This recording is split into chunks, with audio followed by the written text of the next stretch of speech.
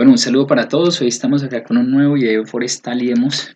Hoy vamos a hablar del índice de valor de importancia, este conocido índice de valor de importancia que es muy importante cuando vamos a evaluar o queremos conocer la estructura horizontal o estudiar la estructura horizontal de un bosque o una comunidad vegetal, ¿no?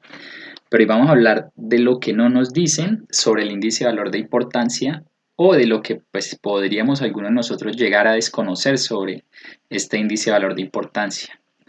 Listo. Como bien sabemos, el índice de valor de importancia depende de tres parámetros, ¿cierto? O variables, ¿sí? Que podemos analizar en un bosque, en una comunidad vegetal. Lo que viene a ser pues la abundancia, la frecuencia y la dominancia, ¿cierto? Sabemos que los valores de abundancia relativa, frecuencia relativa y dominancia relativa nos van a indicar pues finalmente su sumatoria, cuál es el índice de valor de importancia de las especies y que pues esto es un valor que llega hasta el 300%. Yo siempre lo simplifico y lo divido en tres para que me quede, digamos, en valores porcentuales y no trescientuales. Pero listo. Como bien sabemos en el IBI, uno de los parámetros pues es la abundancia, ¿no? Entonces, basado en el número de individuos que conforman una determinada especie o el número de árboles de una misma especie que se encuentran al interior del bosque o de la comunidad vegetal que estamos estudiando, pues a partir de esto podemos saber qué tan importante es esa especie para la comunidad, qué tan abundante y por decirlo así, o qué tan dominante de cierta manera también podría llegar a ser en ese bosque.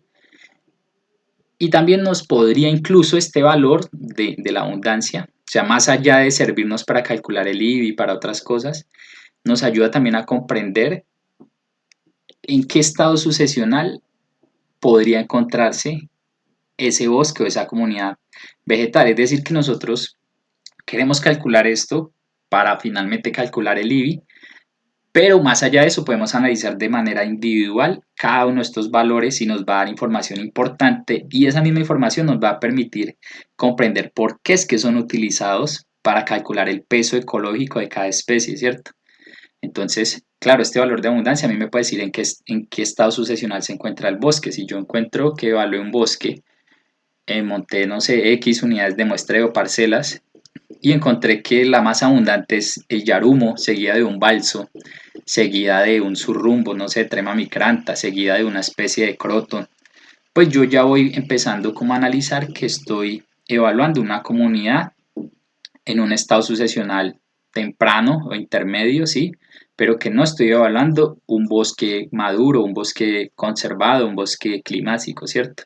Y viceversa, si encuentro especies más que todo tardías, bien conservadas, ¿cierto? Entonces, esto es como lo primero que podemos analizar y que nos permite comprender cómo esta estructura del bosque, ¿sí o no? Pasamos la frecuencia, ¿cierto? Entonces ya comprendiendo, digamos, la abundancia, que es el número de individuos que hacen parte de una misma especie que yo encuentro en mi comunidad vegetal, listo, ahorita vamos a pasar a analizar la frecuencia. La frecuencia que no, la frecuencia es como eh, qué tanto se distribuye esa especie o ese tipo de árbol o de palma, etcétera, al interior de la comunidad vegetal, ¿cierto? Al interior de mi ecosistema, de mi bosque.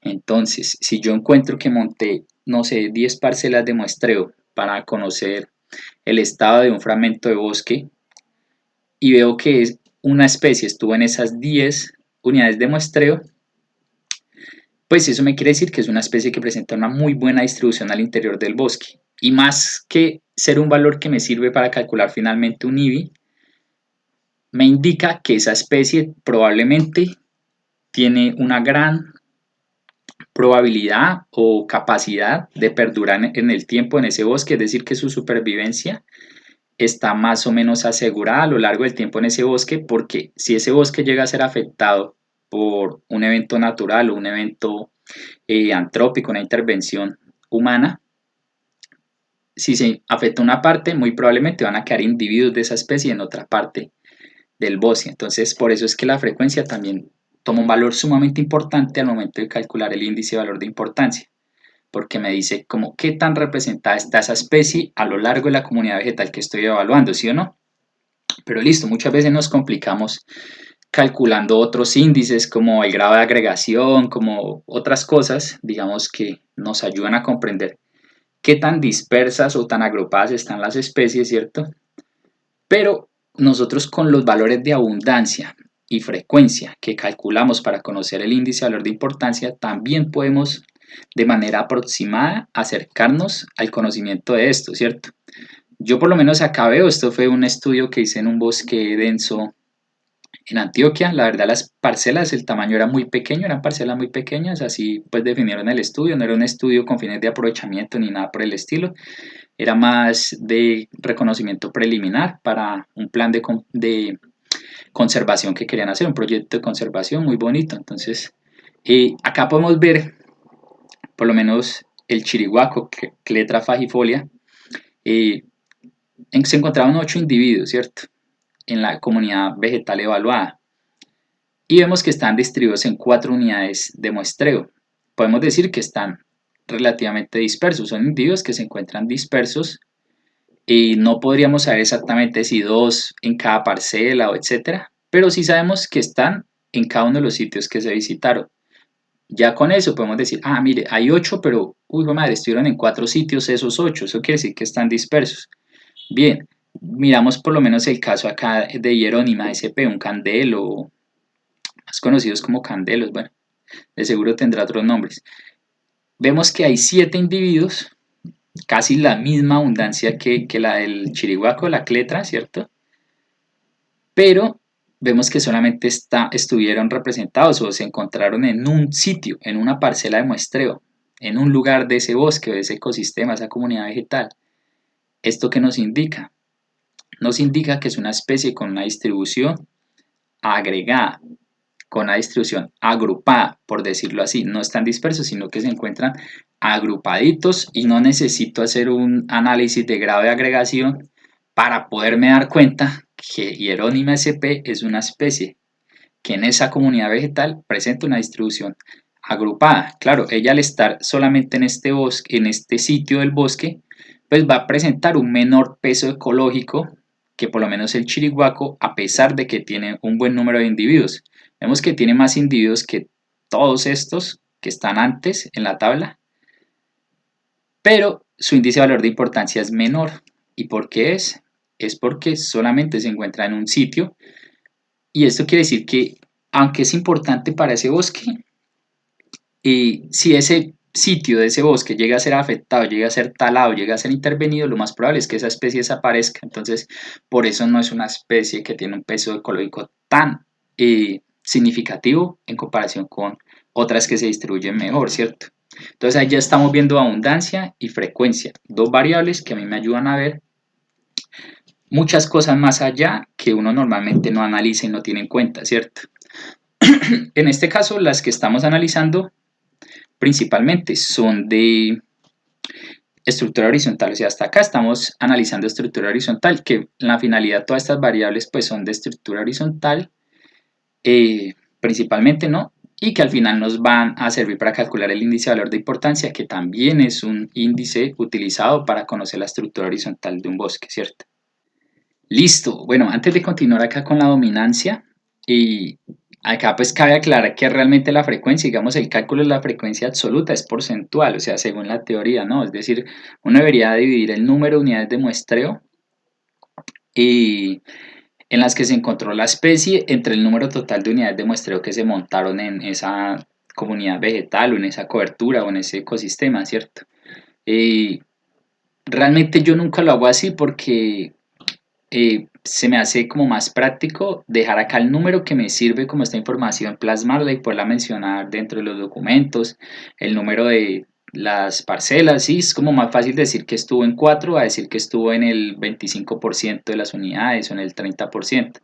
Se me hace que así es más diciente, eh, pero pues de las dos maneras se puede hacer, o sea, a la final va a dar lo mismo, porque a la final lo que uno necesita es sumar todas estas y luego ya se va dividiendo entre el total para calcular la frecuencia relativa. El valor de la frecuencia relativa va a dar lo mismo de las dos maneras que se hagan. Solamente es dejar claro que pues, la teoría dice que se debe hacer este valor dividido en el número total de unidades de muestreo y así sucesivamente cada uno, ¿no? Pero bueno, listo. Ahora sí vamos a pasar a hablar de la dominancia. Listo. La dominancia, pues, como él lo sabe, la dominancia hace referencia a qué tan dominante es una especie, ¿sí? O son los individuos de una determinada especie dentro del bosque que estoy evaluando, dentro de la comunidad vegetal que estoy evaluando, pero esta dominancia no es basada en cuántos árboles hay, sino más, o qué tan altos son, sino más bien en qué tanto suelo ocupan. Es decir, cuál es el área de ocupación basal de estos individuos. Es decir, es como la proyección horizontal de los individuos de una determinada especie sobre el suelo de ese bosque. Como que tanto espacio están ocupando esos árboles dentro del bosque. Que esto se calcula a partir de la sumatoria de las áreas basales, que se calculan a partir del diámetro de la altura del pecho, por lo cual es muy importante medir bien el diámetro de la altura del pecho. Bueno, como les decía, y es muy importante tener en cuenta que el diámetro de la altura del pecho se definió inicialmente, no sé si hacer un video aparte para hablar de esto, pero pues el diámetro de la altura del pecho es algo más, no sé, construido, formulado para ecosistemas, yo creería como más homogéneos o para plantaciones comerciales. Sí, por eso es que es una medida que es al 1.30 desde el suelo y ya, pare de contar, pero nosotros en los ecosistemas naturales, en las coberturas naturales, bosque natural, nos damos cuenta que hay cosas muy locas y si usted mide todo al 1.30 exactamente, va a tener datos súper sesgados. Entonces ahí es donde uno habla de un punto óptimo de medición, que puede ser a 1.10, a 1 metro, a 1.50, a 1.80, etcétera, etcétera. Pero realmente uno debería tratar de buscar un diámetro acorde que represente como el crecimiento o el grosor medio de ese árbol, porque es lo que me va a permitir calcular esa área basal, que es el área de ocupación basal que tiene ese individuo en el bosque, en la comunidad vegetal, y esa suma de esas áreas basales de cada especie es lo que me va a decir la dominancia. Realmente la dominancia absoluta es la suma de las áreas basales de cada uno de los individuos de una determinada especie. Por eso tenemos dominancia por especie.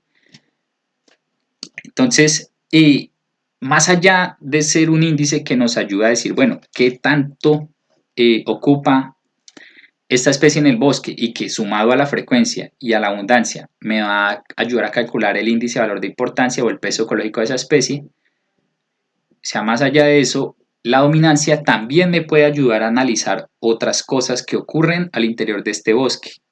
¿Sí? Nosotros por lo menos en un bosque que está sujeto, bosque natural que está sujeto a intervenciones de aprovechamiento selectivo de árboles para madera y leña. Nosotros vamos a ver, es muy común encontrar que si hay alguna especie como un laurel o un cedro o especies así importantes de maderas finas o maderas buenas, vamos a ver que puede haber varios individuos, pero en muchas ocasiones la dominancia es baja. A pesar de que haya varios individuos, en muchas ocasiones cuando son especies así que tienen un uso maderable o cierto uso así de leña, la dominancia tiende a ser un poco baja y esto es porque esos individuos los aprovechan. Es decir, muchos de esos individuos en nuestros bosques naturales no llegan a viejos, entonces uno no va a encontrar, es muy raro encontrar por lo menos un cedro, a menos que sea un sitio donde la gente tiene buena conciencia ambiental y conserva, uno no va a encontrar un cedro que tenga una dominancia súper alta, porque como digo, por lo general son árboles que los cortan constantemente, entonces no alcanzan a ser árboles longevos, ¿sí? O a ser árboles remanentes. O muchas especies así de árboles más o menos comunes que tienen un buen porte, como por lo menos, no sé, esta ocotea, un laurel.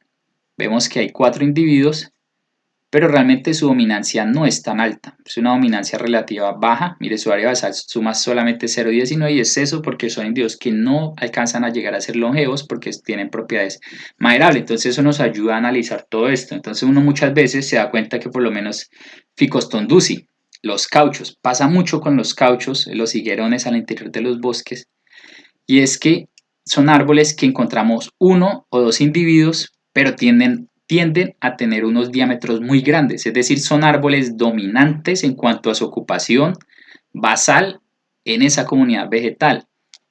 En este caso es un claro ejemplo, vemos Ficus tundusi, 2 individuos, pero miren la dominancia, tiene una dominancia, o sea, tiene un valor de área basal alto, esos dos individuos en su sumatoria. ¿Y esto por qué es? Es porque nos indica que son especies que sus maderas no son finas, ¿sí? Son unas maderas más bien ordinarias.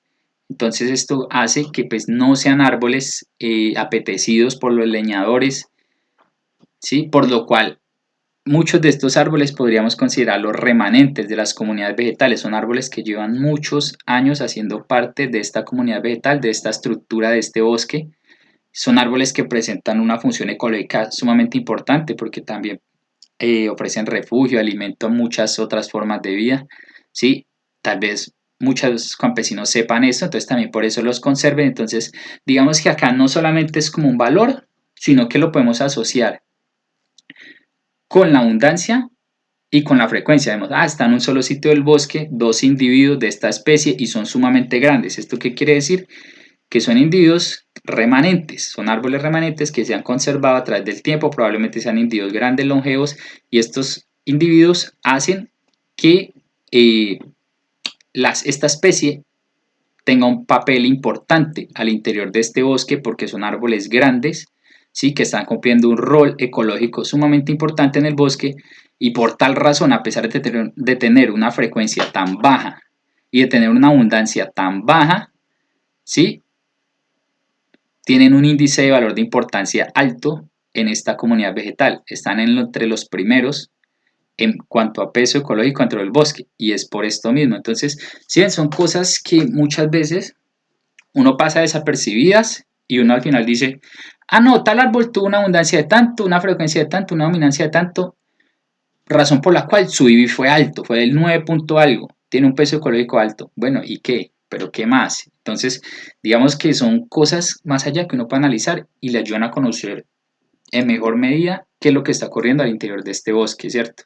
Listo, finalmente sumamos la abundancia relativa, la frecuencia relativa, la dominancia relativa y tenemos el índice de valor de importancia.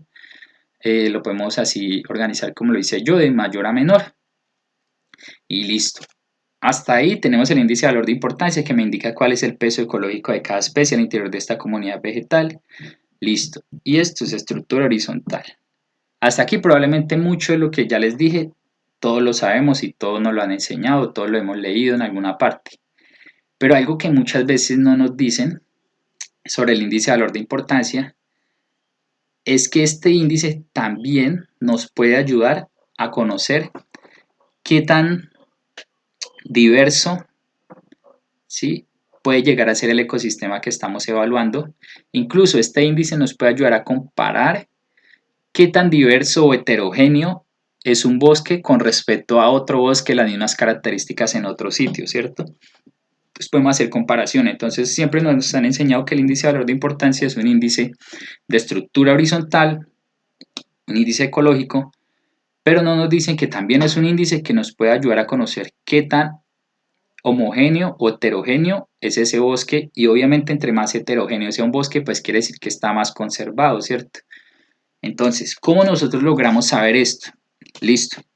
Esto nos lo indican acá en el libro del profesor Melo y Vargas de Evaluación Silvicultural de Ecosistemas Boscosos, Evaluación Ecológica Silvicultural. Y ellos por acá nos dicen eso. Acá están los índices de valor de importancia. Y vemos que la frecuencia la calculan como la hago yo. Número de unidades de muestra en las que estuvo la especie. Listo. Mire, acá dice. Cuando se expresa por medio de un histograma, la proporción del IBI respecto a las 20 primeras especies de mayor peso ecológico con el resto de ellas ubicado dentro de la categoría de especies raras, se obtiene una primera aproximación al valor de la diversidad y de la heterogeneidad del bosque. Por ejemplo, si el mayor peso ecológico lo tienen las especies raras en su conjunto, se estaría caracterizando un ecosistema altamente heterogéneo y por consiguiente rico en especies. El caso contrario caracterizaría ecosistemas boscosos con tendencia a la homogeneidad. ¿Esto qué quiere decir? Que digamos nosotros encontramos 70 especies, 50 especies en nuestro estudio, ¿cierto? Ellos dicen, grafique las primeras 20 que tuvieron el mayor peso ecológico, de mayor a menor, y todas las demás ubíquelas en una sola categoría, es decir, sume sus IBIs en una sola categoría que se llama especies raras y grafique eso. Dice, si el IBI de la sumatoria de las especies raras es mayor o mucho mayor al índice de valor de importancia de todas las demás especies, quiere decir que es un ecosistema heterogéneo, ¿sí? Es decir, un ecosistema de cierta manera conservado o diverso. Podríamos decir que es un ecosistema diverso, ¿cierto? Es decir, que entre mayor sea este valor de las especies raras, esta sumatoria, más diverso es el sitio. Y esto lo podemos comparar. Entonces, acá por lo menos ellos hacen la comparación. Entonces, ellos tienen 3 tipos de bosque.